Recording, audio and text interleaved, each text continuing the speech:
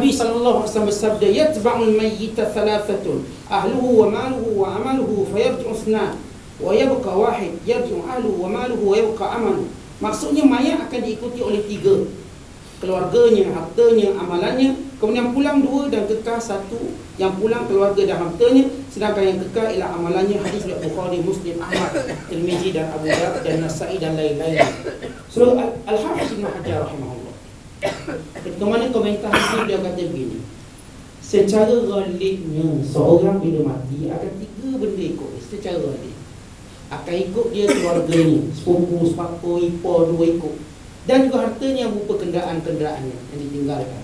Ghalibnya biasanya yang merupakan tradisi Arab, dia bawa untanya, kedainya dan sebagainya, dan amalannya. Dan ada orang, kata Syekh Ibn Hajar rahimahullah dalam Fathul Bari, ada orang dia mungkin bawa amalannya, keluarganya tak iring dia, hartanya tak iring dia, dia cuma bawa amalannya. Terus daripada awal lagi dah bawa amalan dia. Dia mati tempat orang tak kenal dia, dia mati tempat yang runtuhan yang orang tak tahu dia mati, tapi dia sudah sedia ada amalan. Tapi hadis ini Nabi cakap dari sudut kebiasaan. Kebiasaan macam kita buat kubur lah. Kebiasaan semua orang kena tanam dalam kubur. Maka datang mungkin soal jawab. Kemudian orang belakang ni tanya soalan. Masa zaman Nabi orang tak tanya soalan ni. Belakang ni orang tanya, orang tanya pada ustaz-ustaz atau ustaz, guru. Kalau orang tu tak ada kubur, mati dalam perut rimau, malaikat datang tak perut rimau, tak terkejut rimau tu. Ataupun orang tu kena telang di buaya, malaikat muka nakir masuk dalam buaya ke, tak terkejut buaya tu, duduk dalam perut dia. Soalnya Nabi cakap ghalib. Tiba-tiba orang hari ni dia duk fikir lain pada ghalib. Dia bukan fikir nak siapkan amalan nak hadapi kubur tu. Dia cerita kalau kubur dia dalam perut rimau, malaikat nak masuk macam mana? Dia fikir. Ini masalah orang baru bawa. Tapi pada ulama Islam, sebagaimana dalam apa disebut Al-Hafiz Ibn Hajar, dan disebut oleh ulama lain seperti Imam Bajuri, beliau menyatakan bahawa ghalibnya kuburnya begitu. Tapi andai kata seorang mati dalam perut buaya, harimau, ikan dan untuhan dan sebagainya, dia tetap ada kubur di sisi Allah SWT. Untuk didatangkan proses malaikat muka dan nakir, tetap ada kubur, di mana kuburnya terserah pada Allah SWT. Walaupun zahirnya kuburnya dalam perut harimau, pada pandangan kita dalam perut buaya dalam runtuhan, tapi dia tetap ada kubur di sisi Allah. Kerana Nabi bercakap hukum ghalib. Sahabat dulu semua tak tanya sebab mereka faham. Bukan zaman dia tak ada rimau, tak ada singa, tak ada buaya, ada. Tapi mereka tak suka tanya benda macam ni. Mereka lebih suka siapkan diri dengan amalan. Tapi orang macam belakang ni, dia lebih suka tanya soalan daripada beramal. Kalau baca bab bersuci, dia tanya, ustaz, air mani suci tak? Nak minum boleh? Kalau tanya benda tu, dia bukan fikir nak sucikan dirinya daripada dosa, tak. Dia cuba nak tanya benda-benda yang saya pernah sebut beberapa pertemuan dahulu. Nak ke bulan, nak menghadap ke mana. Dan kita tuan haji tu mana belum nak ke bulan bila. Tapi dia suka nak tanya benda tu, nak tahu. Nak tahu lebih kuat daripada nak amal. Ini zaman sekarang.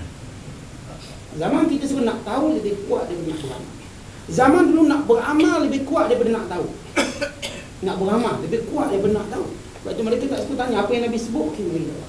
Yang tanya ni badui tanya. Tapi pada sahabat cuma aku, apa yang diberitahu ya, tak diberitahu mereka dia. Mereka tak suka tanya. Tapi zaman kita selalu suka tanya, bukan suka buat. Kata kalau ustaz tu dia, ustaz kan dia ustaz Google, ustaz Yahoo. Dia tak jadi ustaz biasa. Ustaz Yahoo maknanya ensiklopedia. Dia kena tahu pula sini tahu, sini tahu. Keputusan bola sepak pun dia kena tahu. Saudara-saudara berhenti kejap ni. Dah 1 gol kosong Malaysia dalam Indonesia. Dia boleh spare macam tu. Orang minat, orang nak tahu juga. Sebab memang datang ceramah hati ingat bola ni, menang kan lah. Ustaz ni faham orang kali. Ceramah okey. Malaysia dah menang 1-0 sekarang. Mendahulu. Kena start balik ceramah. Sampai macam tu ustaz kena jadi ensiklopedia. Untuk memenuhi semua keperluan. Sebab kawan ni balik kuliah pertama dia balik rumah dia tanya si dia, menang ke kalah? Lah banyak tu bawa ilmu ustaz, tak nak tanya bola menang kalah. Lepas tu baru kita tanya, kita beritahu ilmu ustaz aja. Keinginan tu ada tapi lawa, mujahadah. Betul ada ustaz dia faham tak boleh kita beritahu keputusan. Siap beritahu. Sebab apa dia dengar orang jerit buat gol 1-0. Sebab yang jerit tu kat Malaysia. Mesti Malaysia buat gol. Kalau yang dia duduk kat Indonesia yang jerit tu Indonesia, dia kata Indonesia buat gol, kan senang nak faham tu. Tak susah saya nak tahu gol. Saya masa duduk Malaysia lawan Indonesia bola, saya duduk hotel. Saya dengar gol, saya dah tahu Malaysia buat gol. Saya tak tengok. Sebab jerit tu orang Malaysia. Tak mungkin orang ni surgery kat Kuala Lumpur. Hilang kepala dia. Tak mungkin. Kan kita dah belajar logik monkey. Senang je nak faham. Kedua kali jerit, 2 gol. Sebab orang ni tak ada bila gol dia gol. Dia tak jumpa dia. Kalau gol dia tak. Semua bising. Yang cara benda tu tak susah. Tapi apa yang saya nak sebut di sini, ustaz-ustaz hari ni, bila kita perlu jadi ustaz Google. Kerana orang hari ni lebih kuat nak tahu berbanding nak beramal. Kalau tak tahu dia akan, kalau dia tak dapat ilmu tu daripada ustaz, dia tengok ustaz tu kan tahu sangat, tak tahu juga. Bahkan kadang-kadang saya ditanya soalan yang tak apa ni, kita tak masalah. Yang ustaz ada tak satu amalan yang iblis suka, Allah pun suka. Allah pun tak. Suatu amalan yang Allah suka, iblis pun suka. Saudara-saudara semua, soalan ni bahaya kadang-kadang membingis. Cukup membingis. Sejak bila pula iblis suka, Allah suka? Ia satu pertentangan. Tak mungkin musuh suka dan sahabat suka. Kerana iblis dilaknat oleh Allah. Dan tidak mungkin ada amalan yang Allah tak suka. Kalau Allah suka, mana Allah beri rahmat pada dia. Itu makna suka Allah. Dia suka Allah bukan macam suka kita. Kita betul lah musuh orang tu, tapi ada benda kita suka dengan dia. Sebab apa? Seksi saya suka dia. Walaupun haram, tapi tengok suka juga.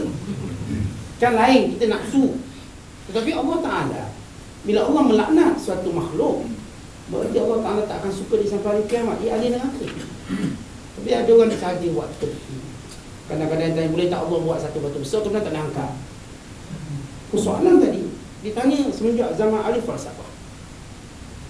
Kemudian ada orang dia dengar jauh-jauh, dia kata, oh ni ilmu baik ni. Itu ilmu baik namanya. Yang lain duk faham halal haram, dia tak nak kisah, dia pun berteka. Kamu duk mengaji kuliah ustaz, tanya soalan, boleh tak Allah Ta'ala buat batu kemudian tak nak angkat, batu besar kemudian tak nak angkat?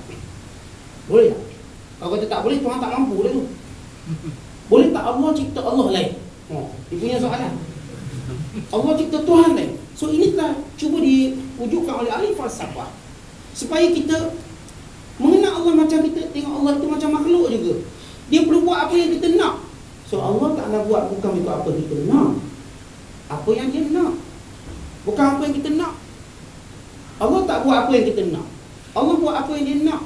Allah nak jadikan Nabi SAW makhluk terpuji dan Iblis makhluk terkutuk. Itu kehendak Allah. Saudara yang tanya kenapa? Iblis pernah datang jumpa Imam Syafi'i rahimahullah. Dia kata, wahai Syafi'i, adakah Allah dia menciptakan aku, kemudian dia mengeluarkan aku, kemudian dia melaknat aku dan memasukkan aku dalam neraka? Adik. Lalu kata Imam Syafi'i, adakah ketika mana kamu dicipta oleh Allah, kamu mau diciptakan? Tidak, Allah ciptakan. Ya, kalau begitu Allah bebas buat apa dia nak. Bukan masa kamu diciptakan, ya Allah ciptakan aku, kamu tak minta, Allah ciptakan kamu. Maka terpulanglah Allah nak buat apa. Itu hak mutlak Allah. Allah Ta'ala sebut dalam Quran, fa'alun lima yurid. Allah buat apa yang dia nak, bukan apa yang kita nak. Kerja kita selalu taat pada Allah. Sebab kita tidak ada Tuhan lain daripada Allah. Tidak ada Tuhan lain daripada Allah. Kalau benar-benar kita jadi hamba Allah, maka ikut apa yang Allah nak, Allah beri apa yang kita patut dapat. Tapi kalau kita nak bangkang-bangkang, tempatnya dalam neraka. Tempat dalam neraka, kita tidak ada Tuhan lain daripada Allah. Ini saya ceritakan ada setengah suka pada benda-benda yang berbeza. Jadi hadis ni saudara, secara ghalib, semua orang bila mati, 3 benda dah ikut dia. Harta dia. Ya, kalau pun harta yang tak ikut sama ke kubur, orang kata siapa mati? Oh, ni jutawan dulu, ini orang kaya dulu, ini sekian-sekian orang cerita kekayaan. Orang bercerita, orang hebat. Tapi yang nyatanya, bila dia mati, yang ada bersamanya ialah amalan dia sahaja. Keluarganya bila dikebumikan pulang, sum'ah dia tentang kayanya dia, seorang pemimpin yang hebat, akhirnya hilang, ditinggal zaman, ditelan zaman. Tinggallah dia bersedia menghadapi amalannya. Adakah amalannya baik ataupun buruk? Itu saudara, benda ini patut mengisahkan kita. Dunia yang kita bangga pun kita tinggal, pangkat kita tinggalkan. Kadang-kadang belum mati kita dah tinggalkan, apatah lagi bila kita mati. Lalu kita pun berada di tempat yang sama macam orang lain, sama macam orang miskin, sama macam orang tak ada apa-apa. Walaupun dahulu kita ada banglo 5-6 jenis, tapi sekarang inilah rumah kita. Kalau baik maka dikeluaskan, kalau jahat maka dihimpit sehingga berselisih dalam musuh kita. Ini hakikat akhirat yang kita patut faham. Supaya kita melihat nikmat dunia ini terlalu sedikit untuk kita korbankan akhirat. Yang patut kita buat adalah korbankan nikmat dunia sedikit untuk kita mendapat keluasan akhirat yang agung ini. Tuhan yang Maha Pemurah. Wallahu a'lam bishawab.